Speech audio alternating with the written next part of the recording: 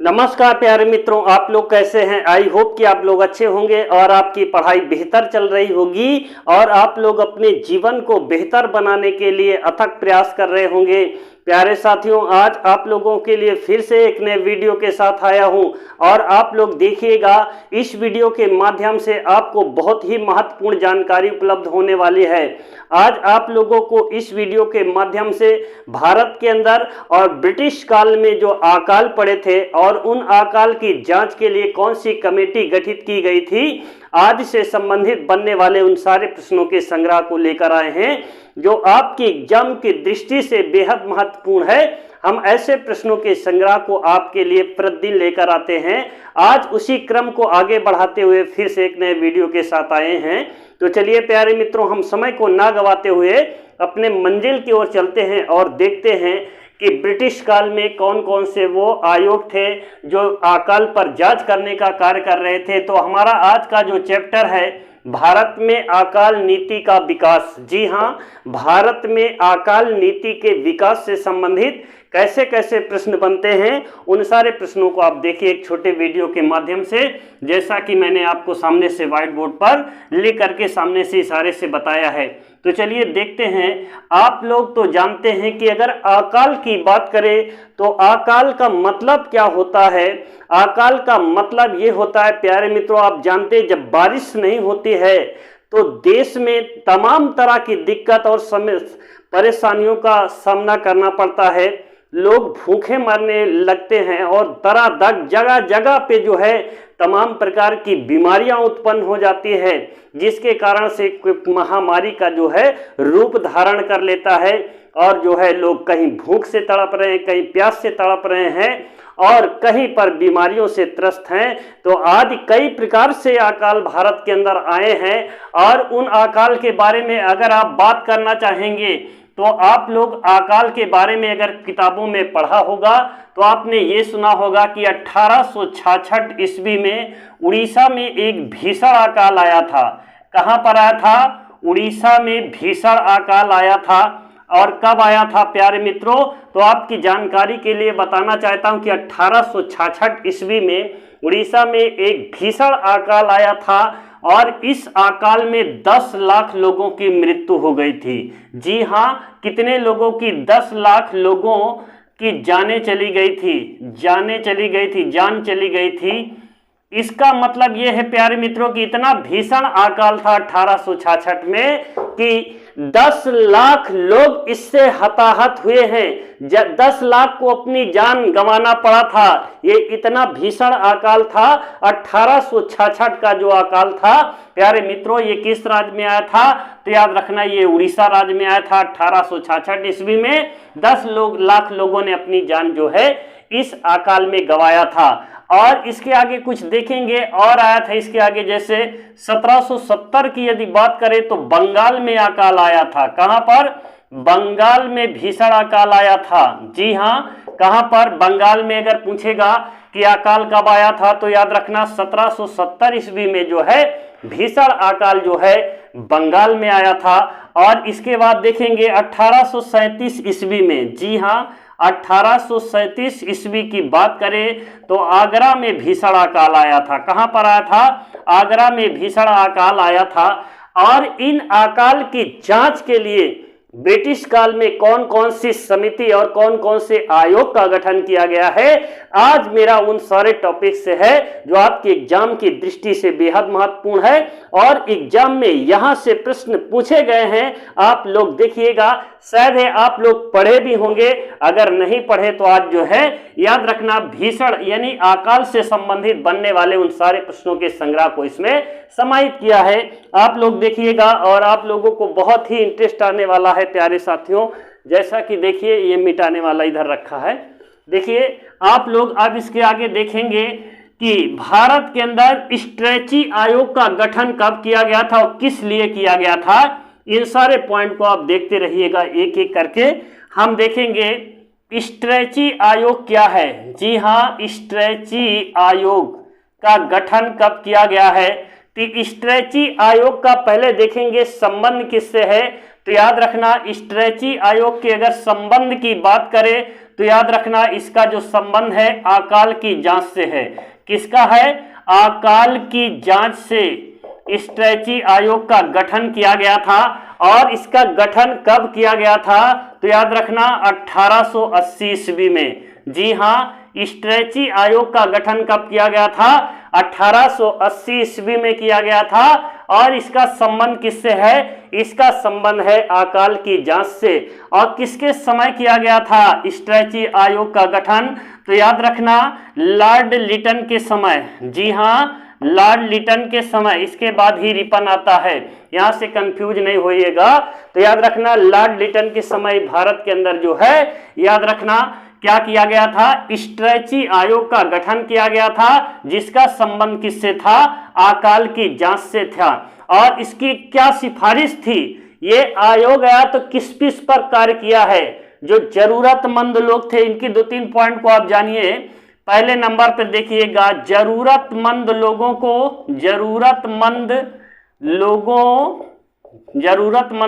को सहायता पहुंचाना, सहायता देना। और दूसरा क्या था?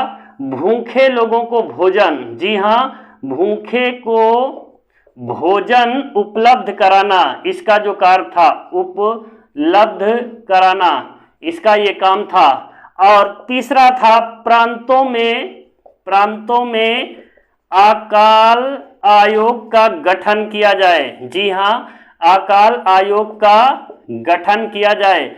इसका मतलब ये था प्यारे मित्रों कि जब भारत के अंदर पहली बार आई स्ट्रेची आयोग, ये भारत के अंदर ब्रिटिश काल में पहली बार जो है, याद रखना अकाल पे कोई जो है आयोग आया था, तो ये पहला आयोग था। जी हाँ, पहला आयोग है। इन सारे पॉइंट को आप जो है नोट करिएगा, ताकि आपको यहां से अगर प्रश्न पूछे कि भारत के अंदर पहली बार अकाल आयोग का गठन कब किया गया है, तो 1880 ईस्वी में लॉर्ड लिटन के समय स्ट्रेची आयोग के नाम से किया गया था। और इसका काम क्या था? जरूरतमंद लोगों को सहायता पहुंचाना, भूखे को भोजन उपलब्ध कराना, प्रांतों में जो है अकाल आयोग का गठन करना। प्यारे साथियों, तो स्ट्रेची आयोग को आपने समझा, इसका संबंध किससे है? अकाल की जांच से है। अब इसके आगे और देखेंगे कौन सा और जो है अकाल से संबंधित कौन कौन से आयोग का जो है गठन किया गया था।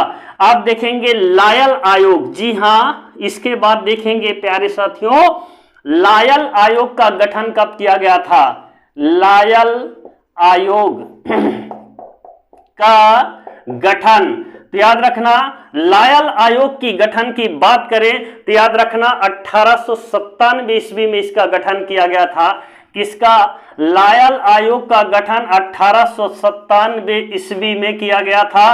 और किया गया था किसके शासनकाल में? याद रखना एल्गिन राय द्वितीय के शासनकाल में। किसके शासनकाल में? एल्गिन राय द्वितीय के शासनकाल में। और इसका भी संबंध किससे था? तो याद रखना इसका भी संबंध किससे था? तो याद रखना अकाल की जांच से। जी हाँ, इसका भी संबंध किससे था? अकाल की जांच से गठित किया गया था। यह भी अकाल पर जांच करेगा लायल आयोग 1897 एल्गिन राय द्वितीय के शासनकाल में आया था। अगर पहला पूछेगा तो मैंने बता दिया है, ये दूसरा था। कौन नंबर पर था? ये दूसरा था और स्ट्रेची आयोग पहला था। अब देखेंगे तीसरे कौन सा आयोग का गठन जो है अकाल की जांच के लिए किया गया था। प्यारे साथियों, आज का ये जो सेशन है बेहद महत्वपूर्ण है आपके एग्जाम की दृष्टि से। कभी भी एग्जाम में यदि अकाल की जांच से उठने वाले अगर प्रश्न आएंगे तो आप उन सारे प्रश्नों की खोपड़ी को आप आग लगा दोगे इस वीडियो को देखने के बाद। अब चलेंगे इसके तीसरे कौन सा ऐसा आयोग था जो अकाल की जांच के लिए गठित किया गया था। तो याद रखना तीसरा जो अकाल आयोग था, तीसरा अकाल आयोग जिसका गठन किया गया था मैकडॉनेल। जी हाँ, मैकडॉनेल की अध्यक्षता में। जी हाँ, मैकडॉनेल की अध्यक्षता में कब गठित किया गया था? तो याद रखना 1900 ईस्वी में। जी हाँ, 1900 ईस्वी में जो है इसका गठन किया गया था प्यारे साथियों। और बेहद गर्मी है प्यारे मित्रों, बारिश तो नाम नहीं ले रही है। तो याद रखना मैकडॉनेल की अध्यक्षता में 1900 ईस्वी में जो है इसका गठन किया गया था। किसका गठन किया गया था? तीसरा जो है अकाल से संबंधित था, इसका नाम था मैकडॉनेल आयोग। जी हाँ, इसका नाम ही था मैकडॉनेल आयोग। इसका गठन 1900 ईस्वी में किया गया था और यह भारत का तीसरा अकाल आयोग था। अगर यहां से ये भी प्रश्न पूछेगा किस वायसराय या किस गवर्नर जनरल के शासनकाल में, यहां ये भी प्रश्न पूछता है, तो याद रखना अगर इसमें पूछेगा मैकडॉनेल आयोग का गठन 1900 ईस्वी में किसके समय किया गया था, तो लॉर्ड कर्जन के समय। जी हाँ, लॉर्ड कर्जन के शासनकाल में, लॉर्ड कर्जन के शासन काल में गठित किया गया था। मेरे प्यारे साथियों, मैं समझता हूं कि आप लोग यदि इन सारे प्रश्नों को पढ़ लेते हैं तो भारत के अंदर अकाल नीति के विकास से उठने वाले जितने भी तरह से प्रश्न आएंगे आप उन सारे प्रश्नों को कर पाएंगे। लेकिन इन सारे वीडियो को देखने के बाद ही आप उन सारे महत्वपूर्ण प्रश्नों को कर पाएंगे जो अकाल नीति से बनने वाले हैं। और मेरे प्यारे साथियों, आप लोग अकाल का मतलब पहले ही मैंने बता दिया है, या किसी भी प्रकार से आपको अकाल हो सकता है। दैवीय अकाल हो सकता है, या भूखमरी हो सकती है, या बीमारी हो सकती है। कई प्रकार की आपदाएं भारत के अंदर आई हैं और उन आपदाओं में जो है बहुत लोग हताहत हुए हैं। और याद रखना भीषण अकाल यदि 1866 की बात करें, चाहे 1770 की बात करें या 1837 की बात करें, जैसा कि मैंने अभी तीनों को पॉइंट टू पॉइंट बताया है। इतना ही नहीं, बिहार में और भी तमाम जो है ऐसे अकाल जो है पड़े हैं, जितने भी तरह के भीषण अकाल पड़े हैं उनसे बहुत लोगों की जान गई है। और जब जान चली गई तो प्यारे मित्रों, उस समय भारत में जो है ब्रिटिश शासन था और वो लोग क्या करते थे, अपनी मन मर्जी से जो है कुछ ऐसे आयोग का गठन किया था। जैसा कि मैंने बता दिया है, ये जो है आपको पूर्ण रिजल्ट न देने वाली संस्था थी। ये क्या करते थे, थोड़ा थोड़ा जो भी इनका था वो आपको सहमति देते थे कि इनको खाली बचा लो किसी भी प्रकार से, बस। लेकिन अगर भारत की सरकार स्वयं की सरकार होती, हमारे हाथ में खुद शासन होता, तो उसका प्रभाव कुछ अलग ही होता। आई होप कि आप लोग मेरी बात को समझ पाए होंगे और अकाल नीति से उठने वाले सारे प्रश्न को आप कर पाएंगे। और आज की क्लास को यहीं पर विराम करते हैं। नेक्स्ट क्लास में आपको फिर से मिलेंगे और इसके बाद आप लोग देखिएगा बहुत ही बेहतरीन कंटेंट आने वाले हैं जो आपके एग्जाम की दृष्टि से बेहद महत्वपूर्ण है। और जो मेरे भाई बीएड का एग्जाम दिए होंगे एंट्रेंस वाला, उन्होंने आप लोग देखे होंगे कि कितना ही प्रश्न, यहाँ 70% से हूबहू प्रश्न ज्यादा आपको इसी वीडियो के माध्यम से, जितने भी यहाँ पर वीडियो हैं, आप लोगों को जो भी इसमें जाना चाहता है बीएड में या कभी भी जिंदगी में इंटरेस्ट देना चाहता है, तो एक बार वो सारे वीडियो को देख लेगा, सब उसी में से आएगा, उससे बाहर जाने वाला नहीं है।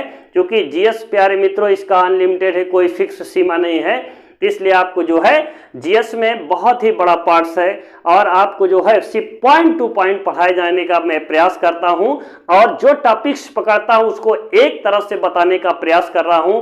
आप लोग मेरा वीडियो देख रहे हैं और बहुत ही प्यार सम्मान दे रहे हैं, इसके लिए आप सभी लोगों का बहुत दिल से मैं आभार प्रकट करता हूं प्यारे मित्रों। और आज की क्लास को यहीं पर विराम करता हूं। जय हिंद, जय भारत।